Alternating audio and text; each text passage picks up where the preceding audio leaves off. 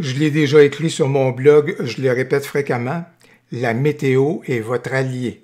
Elle est votre allié pour vous offrir des conditions qui peuvent être souvent spectaculaires lorsque les éléments se déchaînent, comme par exemple dans le cas de cette photo-ci, ou encore pour celle-ci par exemple, ou encore pour celle-ci, lorsque les éléments se déchaînent, lorsque la météo est peu clémente, voilà qui vous offre des occasions photos formidables.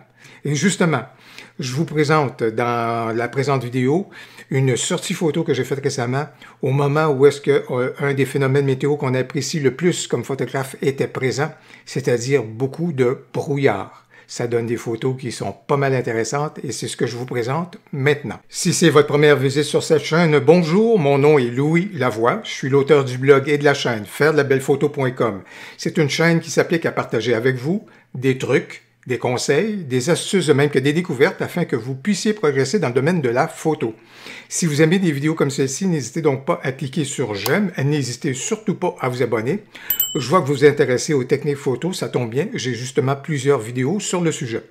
Quelques mots sur le contexte, donc, c'est du brouillard qui est présent aux abords du fleuve Saint-Laurent, dans la région où je me trouvais il y a quelques semaines, et la relation entre les photographes et le brouillard, c'est très intime. Je pense qu'on l'apprécie énormément. À preuve, plusieurs logiciels de retouche photo nous offrent la possibilité de rajouter du brouillard dans nos photos. Alors, c'est pour vous dire jusqu'à quel point, à ce moment-là, il y a une belle relation dans le domaine de la photo avec le phénomène météo du brouillard.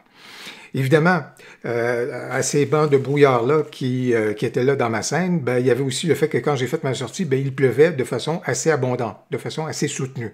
Alors c'est pourquoi, dans ce temps-là, il peut être intéressant, si vous êtes préoccupé par votre équipement, et surtout s'il n'y a pas une étanchéité au niveau de votre équipement, vous pouvez évidemment toujours protéger celui-ci avec le bonnet de bain, juste ici, le casque de bain qui est translucide et qui nous permet quand même de pouvoir voir à ce moment-là la scène photo qui se présente à nous. Alors ça peut être toujours un accessoire qui est peu coûteux et qu'on est capable toujours donc de transporter dans notre sac photo. Alors, je me tourne donc vers certaines des photos que j'ai prises et je vais également vous parler, comme je vous disais, du phénomène de la retouche photo que j'ai apporté à certaines de ces photos-là. Bien entendu, qui dit brouillard dit à ce moment-là des formes qui se profilent, qui se laissent deviner. Et manifestement, dans ce cas ici, puis dans la retouche photo que j'ai apportée au niveau des photos que j'ai prises cette journée-là, ou lors de cette sortie-là, je vous dirais que j'ai pas insisté sur les noirs, j'ai pas insisté trop sur les contrastes. Bien au contraire, ça m'intéressait, moi, de laisser deviner les éléments plutôt que vraiment de les rendre beaucoup plus évidents. Un petit mot pour vous dire qu'au niveau du matériel avec lequel j'ai opéré, c'était mon EOS R, mais j'ai surtout opéré avec un objectif 70-200. Alors, c'est pour vous dire que le téléobjectif, dans ce cas ici, m'a très, très bien servi parce que je voulais aller chercher des éléments, vraiment des détails, je vous dirais, et ça me permettait d'aller rejoindre des éléments qui étaient passablement au loin. Alors, dans ce cas ici, une photo que j'ai bien aimée, que j'aime bien laisser, comme je vous disais, laisser deviner les choses. Évidemment, lorsqu'on aime la photo minimaliste, on peut être très bien servi lorsqu'on a du brouillard parce que les éléments vont se laisser deviner. Vous allez voir, j'ai une variante de cette photo-ci un petit peu plus loin, je vous dirais.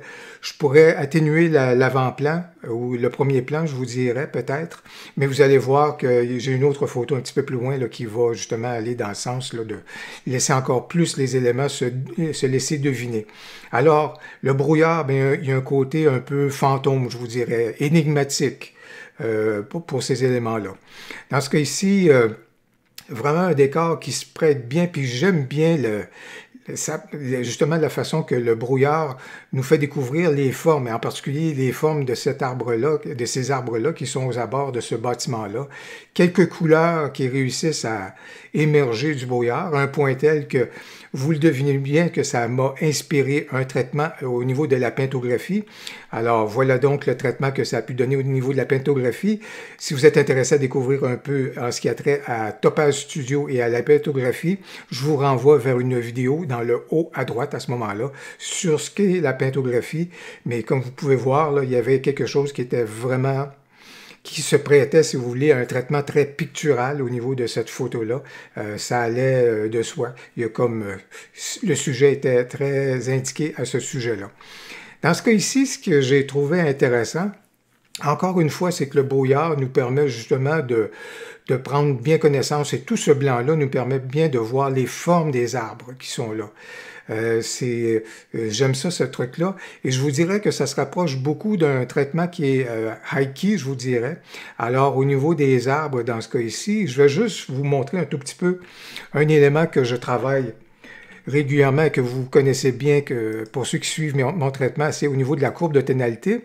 Mais je veux vous montrer que dans ce cas ici, plutôt que d'avoir visé un contraste avec ma courbe de tonalité, bien au contraire, j'ai pris les noirs et je les ai augmentés de façon à les rendre encore plus grisâtres, je vous dirais, moins prononcés. Dans ce cas ici, c'est vraiment pas mon traitement habituel ou le traitement de contraste habituel avec la courbe de tonalité, mais j'ai vraiment profité de cela ici justement pour encore là augmenter, regardez comme je le fais devant vous, justement pour que mes noirs deviennent encore moins prononcé, je vous dirais. Alors, si vous voulez encore une fois découvrir les belles possibilités que nous offre la courbe de tonalité, je vous renvoie vers une vidéo sur le sujet. Vous allez voir même dans quelques instants que c'est encore, elle va m'avoir servi, elle va pouvoir aussi nous servir dans le cas d'une retouche particulière qu'on pourrait apporter par rapport à nos photos. Évidemment, lorsqu'on a un personnage qui se greffe à une situation dans un contexte de brouillard, ça devient carrément magique. Dans ce cas ici, mon ami Paul s'est prêté au jeu. Et puisque je travaillais évidemment avec une 70-200, un téléobjectif, bien, la compression des champs ici, elle est intéressante. Et il y a un côté aussi un peu, je vous dirais, qui se dégage des photos avec le personnage, des photos un peu, ce que j'appelle la fin du monde, je vous dirais. Et par exemple, dans ce cas ici, c'est quelque chose là qui est... Là, on est vraiment dans... On voit les poteaux qui émergent, le côté très fantomatique de la scène, l'angle des poteaux de téléphone et des poteaux d'électricité dans ce cas ici, c'est assez intéressant, je vous dirais.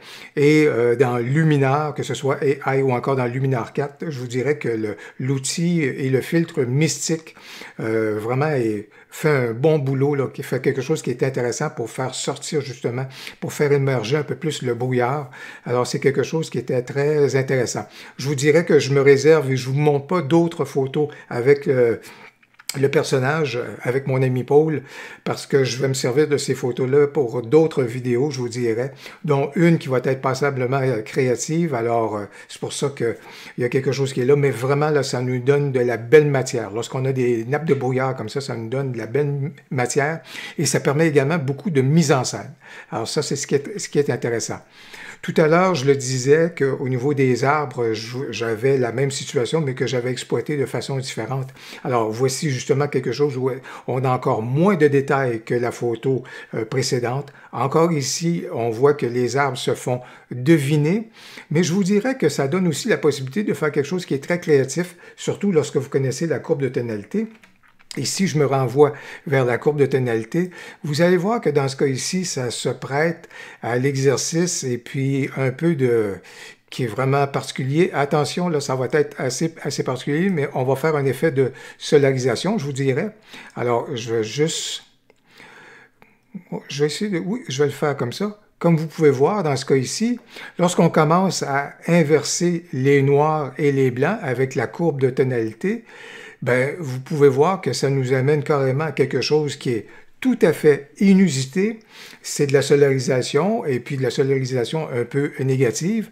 Et ce qui est vraiment intéressant par la suite, c'est qu'à partir du moment que vous avez inversé les noirs et les blancs, bien lorsque vous revenez dans vos réglages de base, bien là où vous pensiez que vous manipulez les blancs, c'est rendu les noirs. Et lorsque vous pensez que vous manipulez les noirs, ce sont les blancs. Alors par exemple, dans ce cas ici, vous voyez que j'augmente les blancs et vous voyez que ça vient augmenter les noirs. En réalité, j'appuie sur le curseur des blancs et ce sont les noirs que je suis en train d'ajuster justement pour mettre un ciel encore plus dramatique. Et au niveau des blancs, ben, juste ici, vous pouvez voir que dans le fond, je manipule les noirs et ce sont rendus les blancs. Alors, voilà qui est intéressant, là. Et avec ce phénomène-là, bien sûr, ben, à ce moment-là, c'est le type de photo qui peut se prêter justement à des exercices de créativité. Alors, pour ce faire. Ceci étant, soyez sans crainte si vous voulez revenir à ce que c'était auparavant, ben voilà, on est revenu donc sur nos pieds, on est revenu à ce que la photo était. Donc voilà donc ce que ça permet comme créativité au niveau de la courbe de tonalité. Et au final, je vous dirais qu'il y a cette photo-ci qui est une de mes préférées de ma sortie dans le brouillard, comme vous pouvez le voir avec le personnage et puis ce décor-là. Je vous dirais que si on a un peu d'imagination, c'est assez facile de voir un peu une ambiance fin du monde, en tous les cas pour ceux qui ont aimé des films ou qui aiment des films comme 2049. Reprend un peu l'atmosphère de Blade Runner. Pour ceux qui aiment des films un peu à la Dune, vous pouvez facilement voir qu'avec de la créativité, on est capable d'aménager une photo un peu créative qui pourrait nous ramener dans cette dimension-là. Alors, j'annonce un peu le projet photo que je vais vous présenter d'ici peu. Pour ceux qui sont intéressés par de la photo composite, à ce moment-là, il y a évidemment un projet photo qui est fort intéressant à faire avec cette situation-ci. Ben écoutez, ce que j'ai cherché à faire avec mes photos donc de brouillard, c'est vous encourager à sortir lorsque les conditions météo ne semblent pas les plus clémentes, les plus intéressantes. Vous pouvez voir qu'à ce moment-là, les phénomènes météo sont souvent nos alliés pour pouvoir faire de la bonne photo. Si vous avez aimé la vidéo, n'hésitez donc pas à cliquer sur j'aime et surtout, n'hésitez pas à commenter. J'ai toujours un immense plaisir à vous lire. Au plaisir, à la prochaine.